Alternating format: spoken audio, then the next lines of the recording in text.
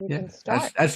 as Patty said, good morning, everybody, and welcome to the Mahwah Regional Chamber of Commerce um, professional webinar series. And today is the first webinar in a series where we're focusing on social media and web marketing, leading up to our chamber event for Social Media Day. And Patty, I believe that's the June. Can you tell me the date? Yeah, June 15th. It's going to be June a full 15th. 24 different sessions, intro, intermediate, and advanced sessions by some really powerful speakers. We're going to have a wonderful communications guru who's going to be our keynote at lunchtime and an after party. So it's a really intensive day of learning and networking and just finding out best practices about all things social media. Yes. So today we're going to talk about content marketing on the web, how best some blogging tips and strategies, what kind of topics and headlines to include in your posts, and some ideas of ways to boost your email list. Our presenter today is Patty Simone. She's an entrepreneur, author, and PR and business communication strategist.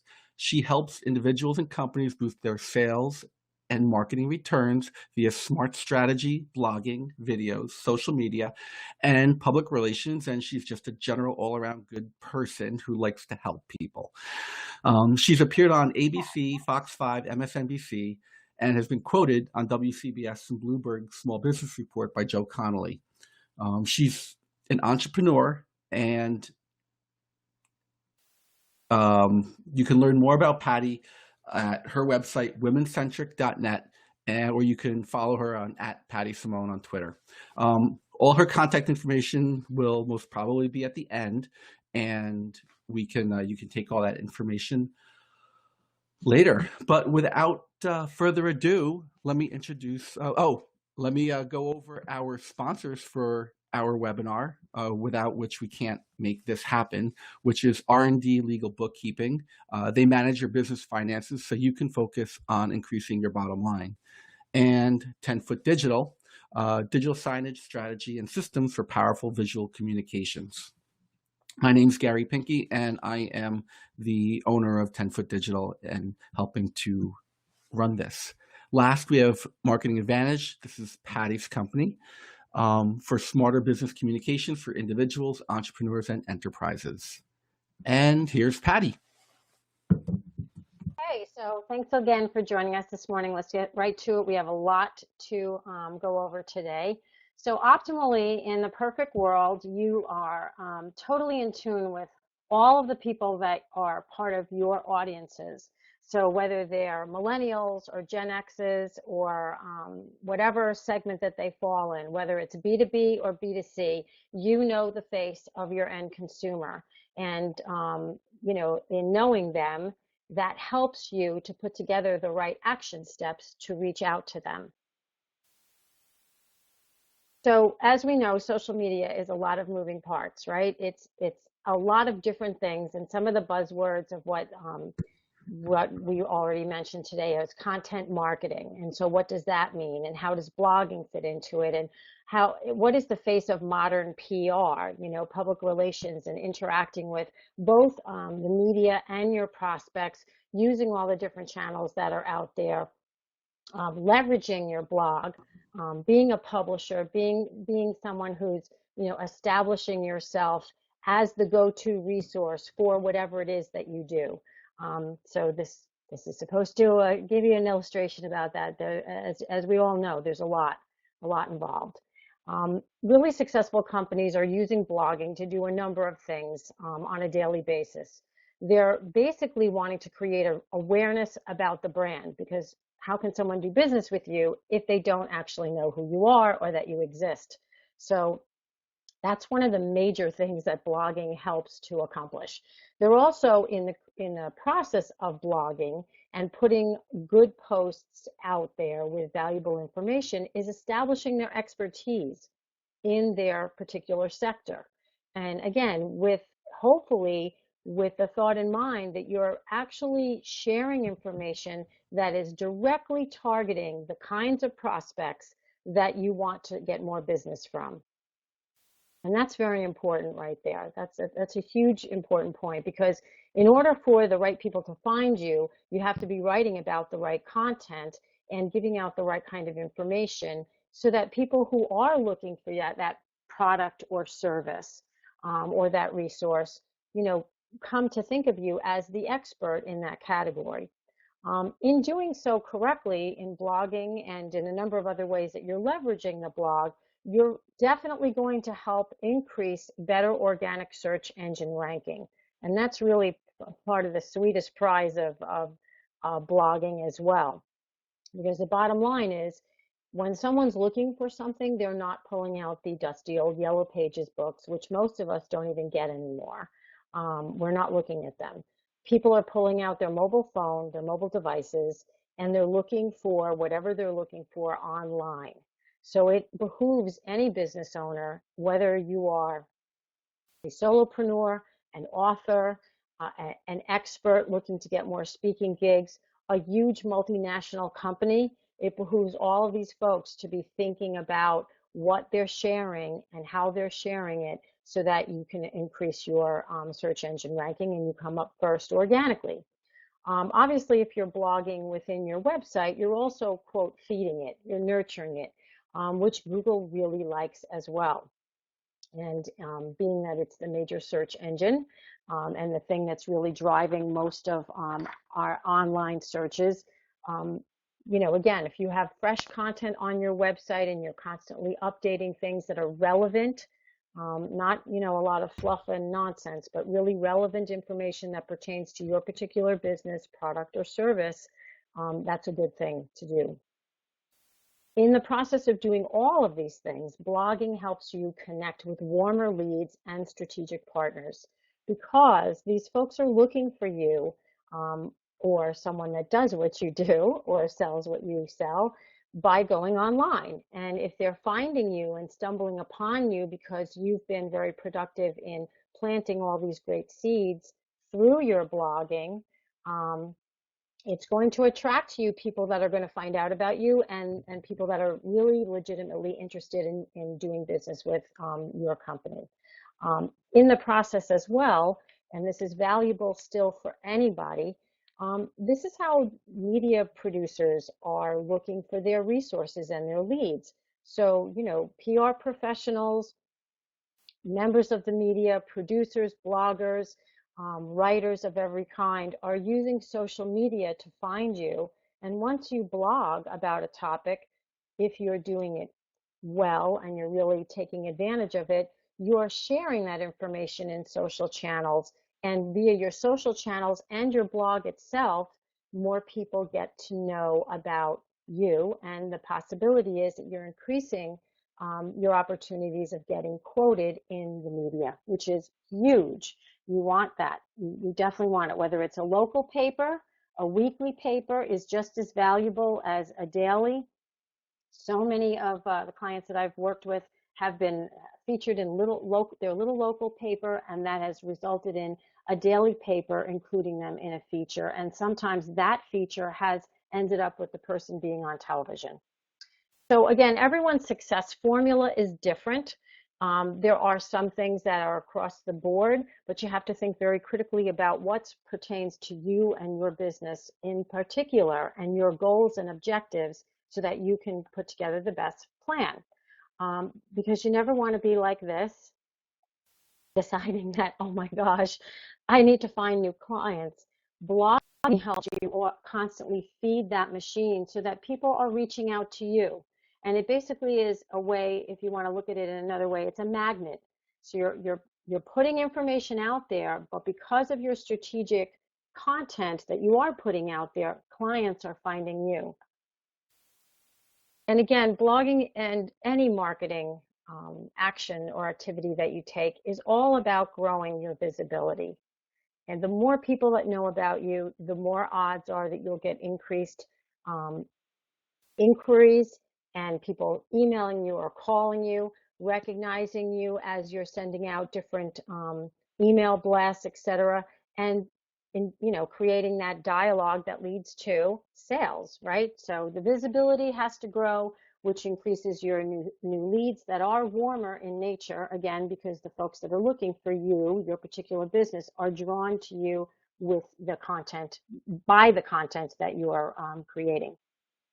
So I just can't help but mentioning Seth Godin here because he is a brilliant genius at marketing. Seth, I've interviewed Seth several times, and I've had the pleasure of seeing him speak at an inbound marketing summit in Boston a few years back. And he uses Twitter not to share anything but his blog posts. So he has, if you look at this when I took this screenshot, 3,365 tweets. And each one of those tweets is a direct link to the latest blog post that he's just put up on his blog, which is hosted by TypePad. He's not following anybody. He's not interested in using Twitter in any other way. But on Twitter, again, he has 594,000 followers who are interested in what he has to say. I like Seth also because he's a good example of you don't need to write chapters and chapters when you're writing a blog post. And this is a lot of reason why a lot of folks, fall off the map when they're thinking about blogging. They just get, oh my God, I'm so overwhelmed. I have too much to do. There's too many other things, fires that I have to put out, too many activities, and they keep pushing it aside thinking it has to be big.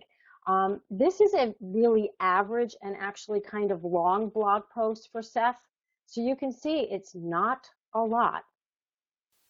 He has an opinion about something. He wants to share something about a variety of different topics. A lot of times they're marketing related, sometimes they're career related.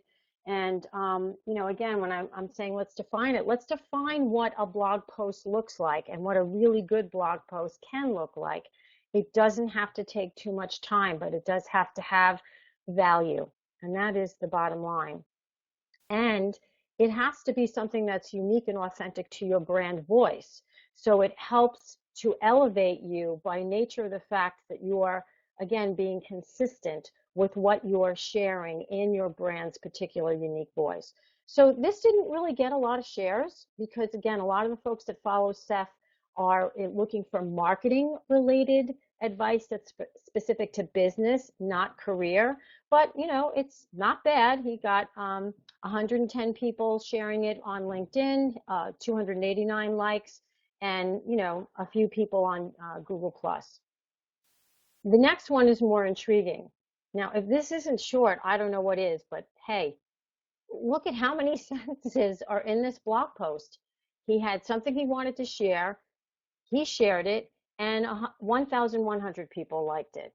And it got shared more in LinkedIn as well, which is, again, something that you should be doing as well. But we'll talk about that a little bit later. So I think you get my point. You want to be sharing something that's you feel very passionate about, you can take a stand on, you can share industry news, product news, et cetera, and it doesn't need to be necessarily that long. Here's one of the points that I said we were going to, talk about with leveraging a blog post. So you write the blog post, then what?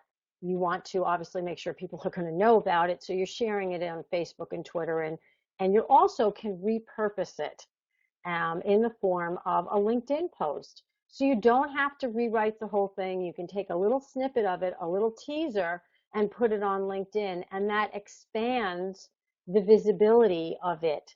That expands and increases the chances of more eyeballs seeing it, which is always a good thing.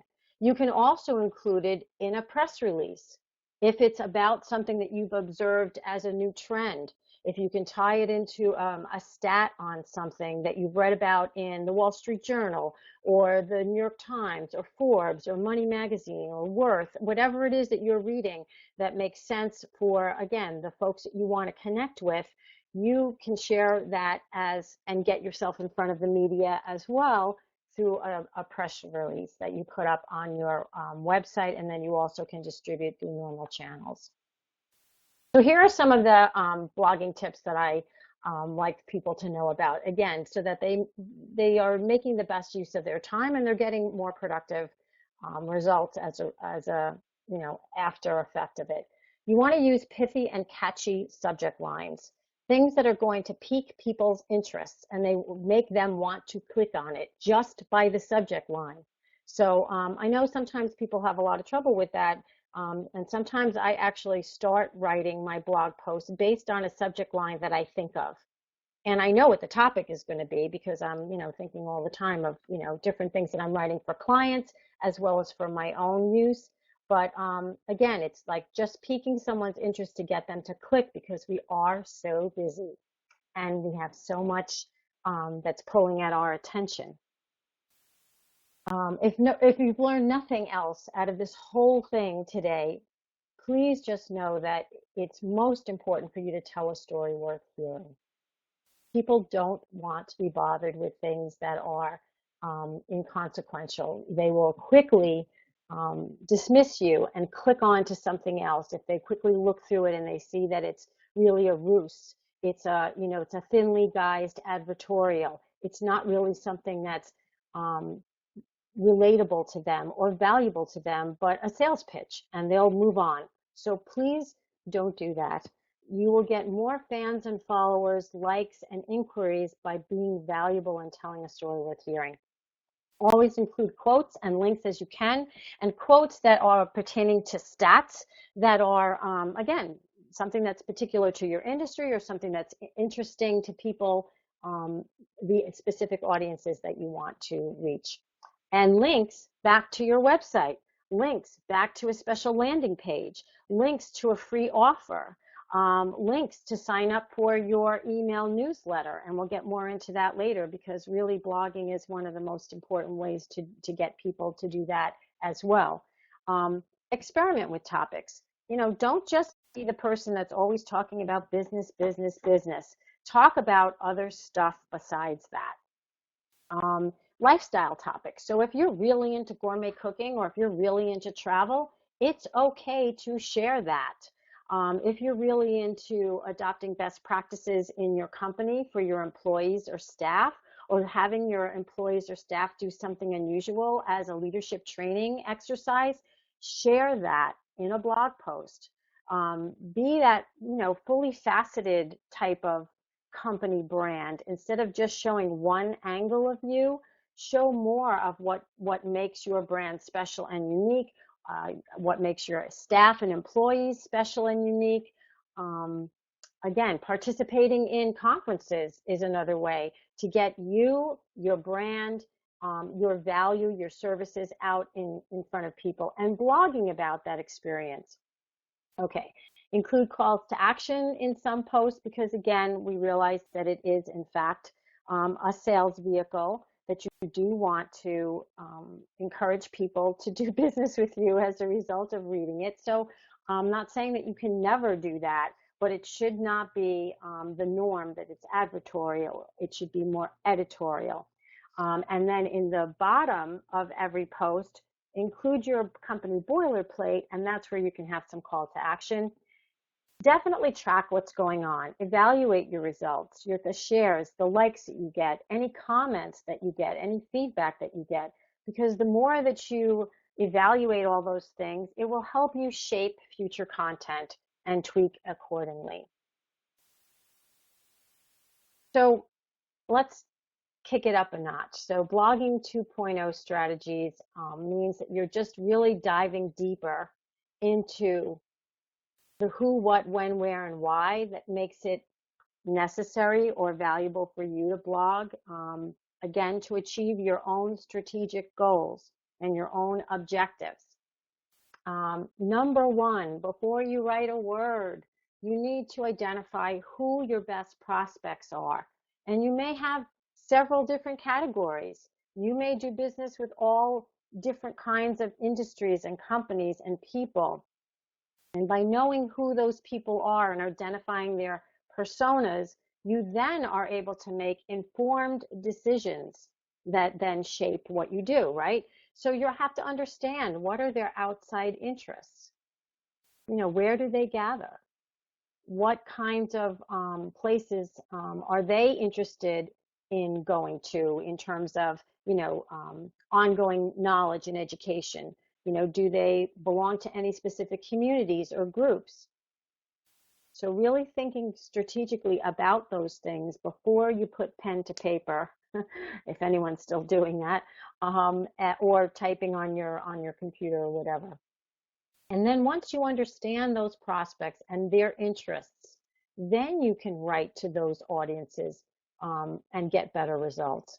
Then you can attract them and share the kind of information that is timely, right? And, some things, that timely word, I think also has a misnomer to it that's really important.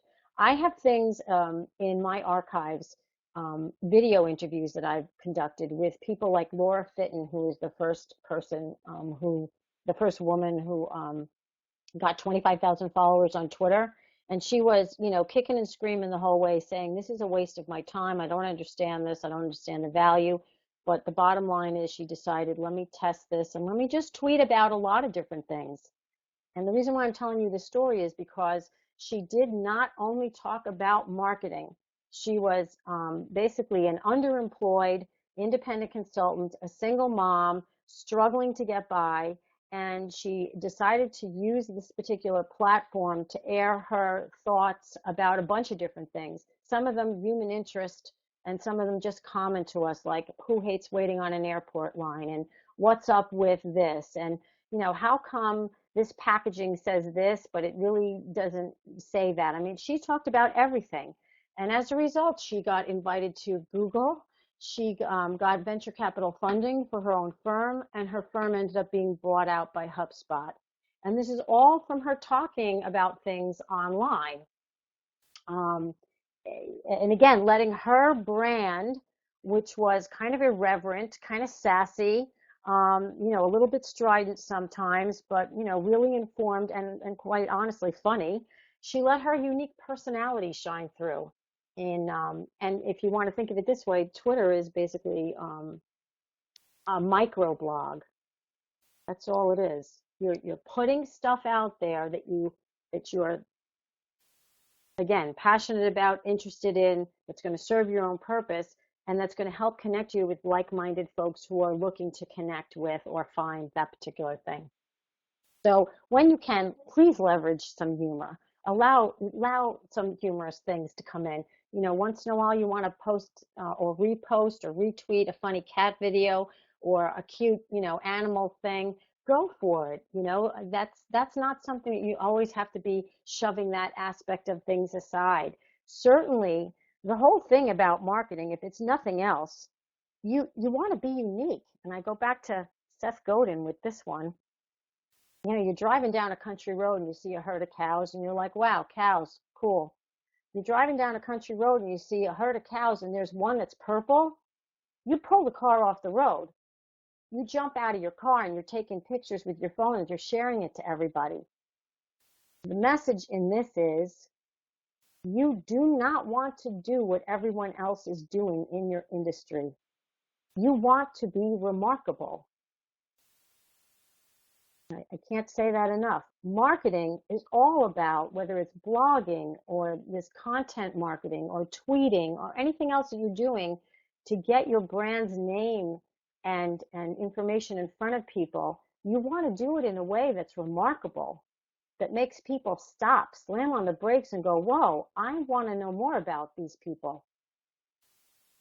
So that's where the creativity comes in, and that's where the sharing of the lifestyle topics and, again, travel tips, restaurant tips. If you're traveling a lot for your business and you found someplace really cool in St. Louis that you got to share with people, do it.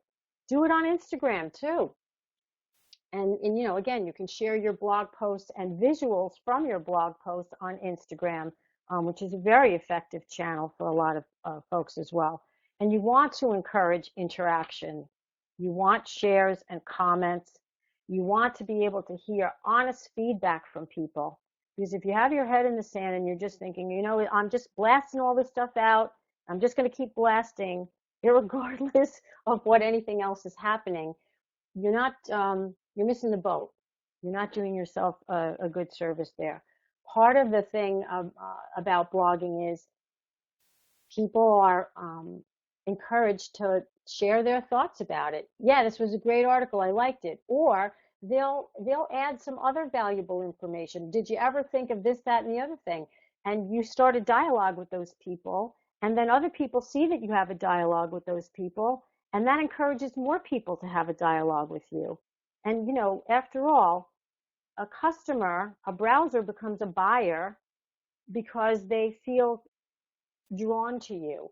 And by having those kinds of conversations, even if it's online and it's virtual, you're nurturing relationships that can end up being something that helps you, again, strategically achieve the objectives and sales goals that you've set for yourself and your company. So in terms of topic and headlines ideas, people are always asking me, well, I have no idea what to write about. I'm totally wiped out of creativity. I mean, I get some of my best ideas when I'm far away from my computer, and I jot those down. I do always carry my phone in case I think of stuff, so I'm dictating stuff on my notes or whatever so that I remember things. But however, whatever works well for you to get these ideas, I wanted to give you some that I thought of just by randomly picking, a kind of company and what they could possibly blog about that would be of interest to a wide variety of people that they most probably serve. So for a florist, anything, well, and this goes for anybody, anything that starts with DIY, you're again using a keyword that's strategic to get in front of more people. And again, the odds are the more people that know about you, the more and the more that you are valuable, et cetera, then the more inquiries you're going to get. You're going to help yourself generate those warmer leads. So for florists, they can do DIY floral design tips. You're not giving away the store telling people what you do. You're creating that magnet, that inbound channel of activity and eyeballs and communications that are going to help, the florists make more money. Because odds are most of these people, even though they're going to read about it, they may still want to do business with you. Wedding flower and favor ideas. Those are interrelated things. The florist may not actually sell wedding favors, but you're getting into traffic in terms of online traffic for people who are searching for those topics. And again, these kinds of things also are very important for you to share visuals. Any of these things, any company, I don't care what you do, you should be sharing great visuals that capture a sentiment, a moment, the audience, that your target audience can see themselves in that visual. So next, a technology firm. So of course, if they're going to be doing, let's just say, computers, they're setting up computer systems, then they want to set up, talk about security tips. Or if they are a tech firm that's involved in an online platform, they may want to talk about new tools. Again, the sky's the limit. You can talk about a lot of things, but this is pertaining to business related topics. If you're selling products, maybe you want to talk about a digital sign system for small business and retailers. For somebody like Gary, who is one of our sponsors of today's program, that's what he does. So he does that for small businesses. He does that for larger businesses. So he's, and some of his blog posts are going to be small business related, and they may be specific to retailers. Another blog post might be specific to restaurateurs who own various restaurant groups, because digital signage is, something that brick and mortar places, whether it's hospital, healthcare, banking, whatever, can use very effectively to engage with their audiences and to serve them. So as a restaurant owner, you definitely want to share recipes and really good food pictures. Perhaps, again, if you're a restaurant owner, you want to share catering tips, special event news, something that's, karaoke night. You get what I'm saying. Pilates studio getting started, 3 great moves, etc. Things that pertain to your specific business that can help people find out about you. And for someone like myself, I can blog about email marketing or, blogging tips, which I'm doing today, and of course, which I do on a regular basis for folks. So what's really important, again, and I've mentioned this a couple times, you want to, in your blog post, always include at least one photo. And at the very end, your company boilerplate, which basically is a short bio about your company, who you are, what you do, the value that you bring to the table, and the right contact information that you want to share, as well as some of your social links, direct links. So this particular ad is something that was courtesy of 10 Foot Digital, and it's something that he's using to talk to folks that are in the healthcare industry to serve them. So subject line and keyword tips. Things with numbers are magic. I don't know why, but we are all drawn to the top 7 things you need to know about, or the top 10, and you can fill in the blank of what it is, again, that you want to talk about that's going to show your expertise, that's going to share insight, news, tips, valuable content. In terms of subject lines, something really short, 2 words, can get people to click on that subject and then see, excuse me, what it is that you're writing about. What does the secret sauce pertain to? They get intrigued, so they click on it. Then, of course, you have to deliver, right? You have to give them something that actually pertains to that subject line. Something simple like life is good. And you can weave that subject line, whether it's a blog subject line or something that you use in email also to talk about your blog, into something that makes sense for the topic that you want to write about at that time. Thinking very strategically about keywords and hashtags also will help you attract warmer audiences. And what that means is basically warmer leads, because of the folks that are looking for those specific topics, so that you can help them to find you, your blog posts, and your social shares. So I always like to include a picture of a cute animal in my presentations, because again, people are attracted to these things. So you have to try and leverage them as much as you can. But my point with this is that smarter blogging is definitely a moneymaker. It definitely can boost your bottom line. And there are case studies after case studies. And I do hope you guys will sign up to come to our social media day to find out more about this, because we'll be talking specific case studies of different companies and how they use blogging to, and Delta is one of them. I shared this at TwitterCon a few years ago. It's still evergreen information. It's still valuable. How did Delta make $1 million using social media channels and using that micro blogging format of Twitter? So if anyone tells you this is a waste of time, I don't really get it. These are the tools of the day. And again, we're all searching for things online. And all of these tools that we're talking about with social media and blogging help you get found faster, increasing your visibility. And, it behooves you to use them so that you can make more money. And here's a stat that I really liked a lot that proves that. So 1 in 5 companies, email marketing provides a greater ROI of 70 to 1. So that's a return on investment. So why do I bring this up right now? This is a blogging webinar, because what we're talking about is to get people to know about you and for you to start a communication that results in someone becoming a buyer. And one of the biggest converting tools out there, so blogging is one of those tools that starts that dialogue, that increases your visibility. But then you want that blogging to help people to make the decision of, yes, I want to sign up for your email, because emails that are sent directly to people that opt into it, those people are more likely to buy from you. They convert better, faster, higher percentage, bottom line. So blogging is a very important tool that helps feed your email list. And that is hugely important too, about how these things dovetail together, again, to support your goals of turning someone into, I don't know about you, now I do know about you, now I feel comfortable with you, and boy, I feel really good about you, so I'm going to buy from you. That's the whole psychological equation right there, from turning a browser into a buyer. So I did want to share with you about how the other key to this equation is, how do they sign up for email? Yes, you can talk about it on Twitter and Facebook, but blogging can lead people back to your website. And your website better be set up strategically to show, here's their blog.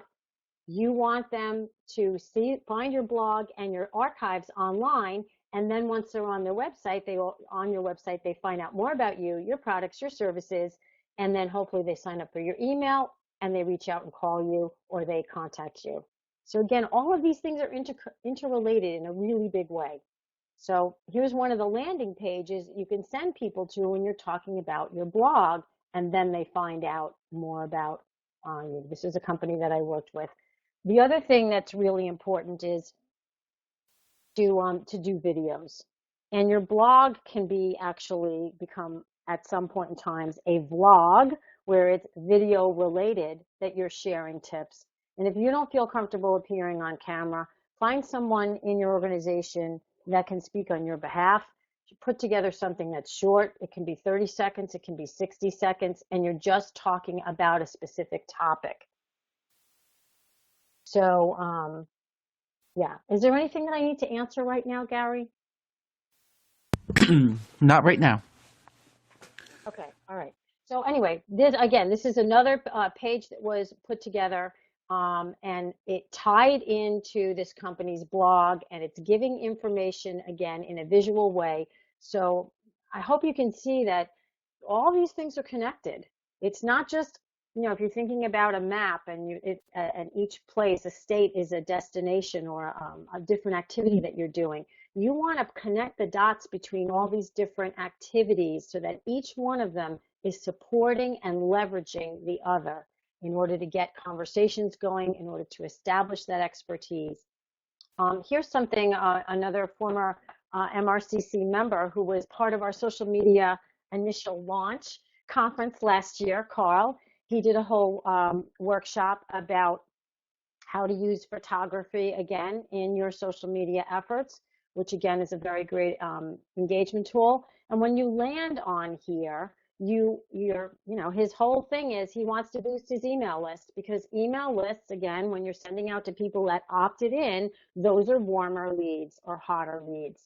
So when you land on his website, maybe after he's posted a blog post and he's sending you there to read more, you get this subscribe box that pops up. And it helps, it has helped to boost his list dramatically and then his client base. So after you've blogged and you're thinking about, well, how can I leverage this stuff and where do I go with it? The answer is you go to as many channels as you can to get the word out about your blog post.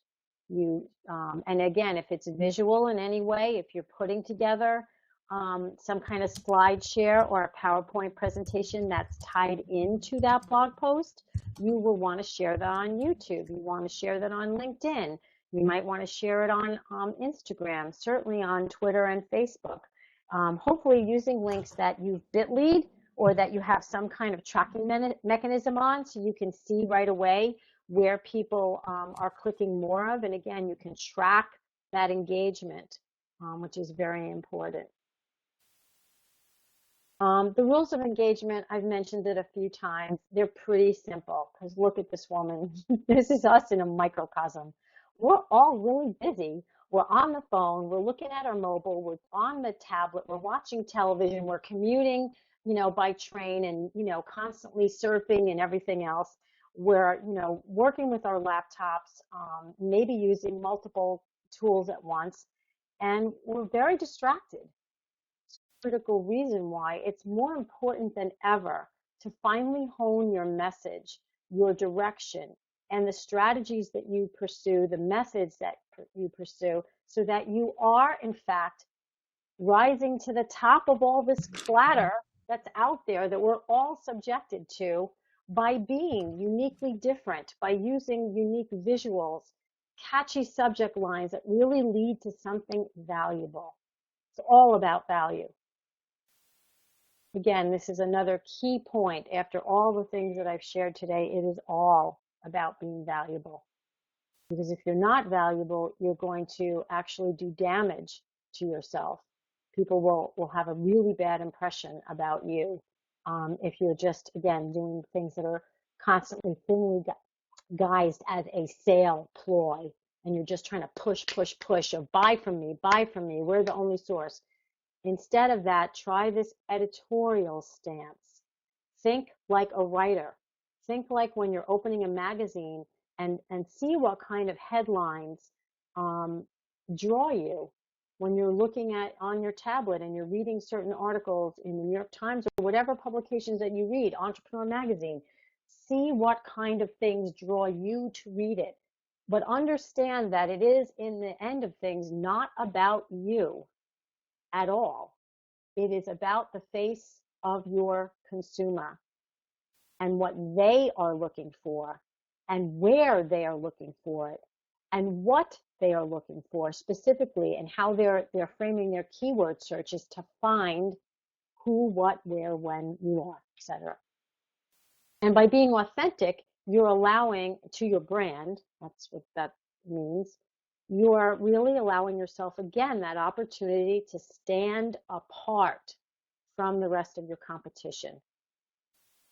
So if all the banks are doing X, the banks that started doing Y and Z and being funny and being unusual in their commercials and the way that they're, engaging with people, the banks that are being socially savvy, and I got a name drop here, TD Bank on that score, they are one of the most socially savvy entities that I know of. They're a big bank, right? They're international. They're based out of Toronto. And yet, if you tweet to them, if you have an issue or a problem and you tweet, they are on it. They have dedicated human capital, not, machines, to getting back to you and saying, let's talk about this. How can we help, type of thing. And that makes all the difference in the world. Using blogging as a customer service tool, and then again, the social channels to support that, using how blogging to position yourself as a voice of authority, again, is a way to elevate your visibility, elevate you as a credible, ethical entity that people want to do business with. And again, we mentioned this before, you cannot underscore this enough too. By being valuable and by sharing the kinds of content that makes sense for your business, your products, and your services, you are helping Google to organically list your company first. So you don't have to ask them. You're actually planting the seeds that's allowing that to happen. And I'm not going to say that PPC, pay-per-click advertising, is not valuable. It is.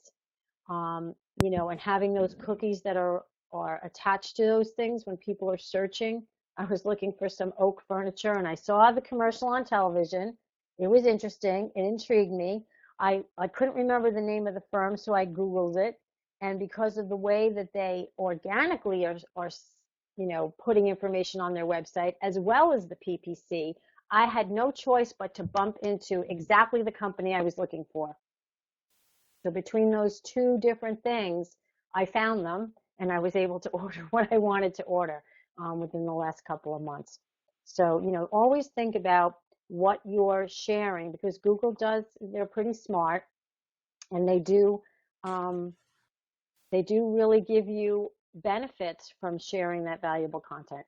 And again, this is also exceptionally valuable. Maybe you're not looking to be on television. Maybe you're not ready to, take center stage and give workshops yourself or speak at conferences. But if you can get a phone call from a writer from the Rockland Journal News, or if you're, the Bergen Record, and they're looking to do an article about fill in the blank, and it happens to be something that's in your industry, and they wanted to find out your opinion about, you want that to happen.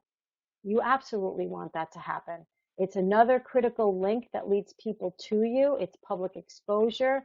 It gives more shape to the who, what, when, where, and why of your business.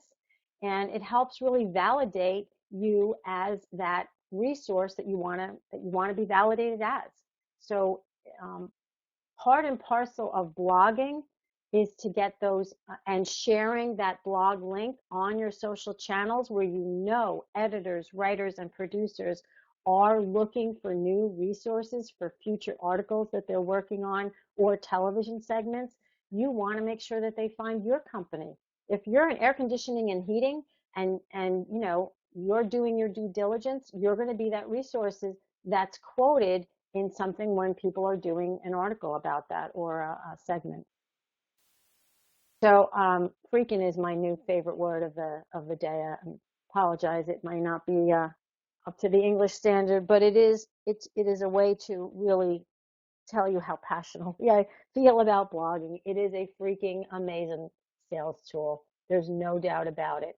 There's money to be made, and it's all from words and content that you choose to share. You don't have to wait for the New York Times to quote you in order for you to be an authority by the information that you choose to share via blogging. And that's an amazing, powerful tool. And far too many people aren't using it as well as they should in order to get exactly where they want to go. So I can't stress that enough. We're pretty much on time with wrapping this up so I can get to a lot of questions. So I have more time to answer your questions.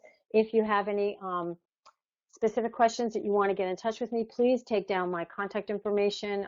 Please connect with me online, like and share and everything, all that good stuff, because I'd love to hear from you guys and I'd love to answer all your questions.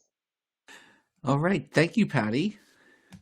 That was amazing. There was a lot of really good information in there. Can everyone hear me? Patty, you can hear me, right? Yes, I can hear you. Okay. Yes.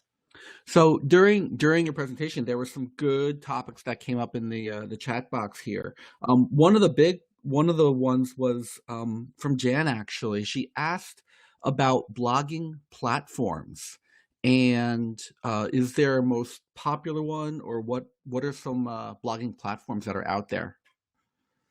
Well, as I mentioned, Seth Godin uses TypePad, but WordPress obviously is a very big one too.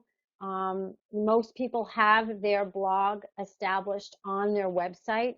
I encourage you to do that instead of having it as a separate entity. Again, because it does help to feed your website and to help it raise in the search engine rankings. So yeah, I mean, anybody who's your webmaster should be able to set that up for you. Most folks, a lot of folks are using WordPress and different themes, but you would just basically add a blog page to it and you're off and running. You can set it up as a 2/3, 1/3 type of thing, where 2/3 of the page is for your blog and the other third of the page is for other things that you want to talk about. Maybe direct links to signing up for your email would be good. For sure, and you want that to show up on top. Maybe information about a free tip sheet that you're giving out, that kind of thing that's in your sidebar. But yeah, those are the top ones right now. WordPress is really used a lot for that. Right. I guess one of the things that I would think of in addition to your own blog on your own website, there's like guest blogging on other blogs, to try to generate more interest and traffic for your own site. Like I know I was thinking of a couple like Medium and Reddit. Um, I don't know if you could think of anything else along those lines. Yeah, no, it makes sense if you're talking with people that are influencers in your industry, companies that you do business with, even in terms of independent publishing organizations that are industry related, they're always looking for guest bloggers. And so guest blogging is a really great way to, again, repurpose content that you've already done because they're probably looking for things that are fresh and different, but you certainly can use content that you already have on your website, repurpose it, put a new headline on it, look up some, more recent stats, or give examples, different case studies, and guest blogging is wonderful for that, which again, you can promote in all your social channels that you are a guest blogger or you've just posted a post on, whatever platform it is. Right. And then I guess the key with the guest blog is always try to link back to your site to help generate traffic for your blog as well as your SEO and your Google ranking as well. Yeah. All of the places that I've ever guest blogged on, they always allow me to put a bio blurb at the end. And in that bio blurb, I have Sometimes they only limit it to 2 links. Sometimes they, are more as more social channels have risen to the top. They allow you to put a link to your website plus a couple of your social channels. So I might be able to link to the website page of my choice, give them a link for that, and then also send, have those links to Twitter and Facebook and Instagram on there as well. Right. Another question came up as far as frequency of blog posts. I know this one can be kind of tricky. Do you have any recommendations on that for blogging and for emails? Well, more is better in terms of blogging for a lot of reasons, because again, it's feeding the content on your site and it's generating more interest. And with every post, you're increasing the number of eyeballs. But realistically, if you blogged even twice a month, that's great. If you could work up to once a week, that's better. It is really difficult, I know, for someone to say, hey, you should be doing it daily, like Seth Godin. Seth Godin blogs every day. But that's unrealistic for most of us. So I would say if you gave yourself a goal of 2 blog posts a month to start off with, and then set aside dedicated time to write those, basically once a month, and then you put them in draft mode so that they're already set up and that you schedule when they post. And then you also can, again, preemptively put together a bit.ly link and put that on. Boy, is that a faux pas or what? It's not a WikiLeaks. Um, a bit.ly or another shortened version of that link. And you can pre-set up again and schedule, if you have a scheduling tool that for Twitter and Facebook and Instagram, so that it's automated. So you try and do stuff where you're being as much, as productive as you can when you're in that writing theme, that writing mode. If you do that 1 hour, twice a month, and then set up all these things that end up promoting it, again, that's a really good use of your time. So I would aim for twice a month to start off with. Okay, I think the only other question I have is like titles for blog articles. I know we touched on it with the big ones like the 5 best or the top 10 lists or things like that. Um, you know, do you have any other off the top of your head of places where people could look? They can go to other industry magazines, other industry websites, but any place that Oh, they could sure. get other ideas? Yeah, Google that phrase, and you'll see there's a lot of different articles that come up. Even if you're putting the phrase blogging, best blogging subject lines, you will encounter articles that are about blogging, but you'll also encounter a lot of articles that are about email marketing. And they're basically interchangeable, because the idea is you want to capture someone's attention, and you want to, again, make sure that you're being valuable in what you're capturing. So that you're delivering what that expectation is.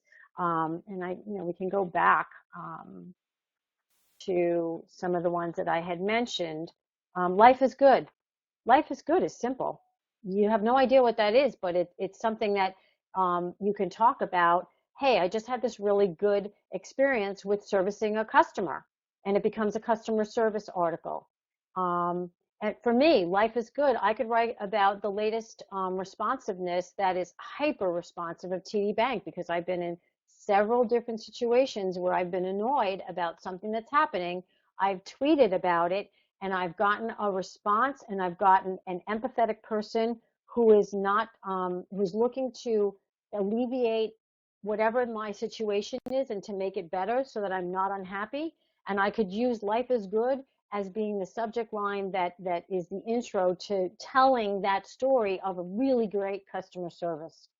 So, but again, it's easy enough for you to um, Google that phrase and find a bunch of different things that will give you, hopefully, spark your own creativity about what I mean.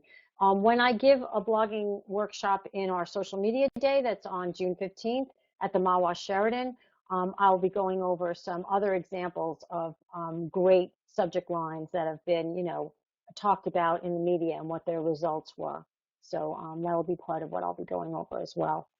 Just One more question, just a quick one. We talked about photos earlier because it's always good practice to include a photo with your blog posts. Do you have just a quick list? If we have we only have like a minute or two, but any tools or any ideas where people, because sometimes people can't take pictures or they're not great at taking pictures, so places that they could go to get photography. Sure.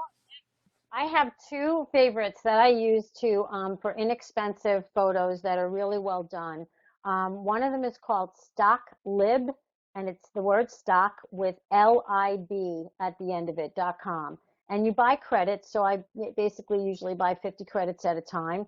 And if you're getting something that's just the resolution for a blog, it's typically 1 credit per picture, which runs, depending on how much you buy at one time, it can run under $1 a picture, and it's really well worth it. The other tool that I'm using a lot, because I'm not a graphic designer, but I've art directed on a bunch of different projects, both from website development as well as print communications for the past 20, I don't even want to say how many years.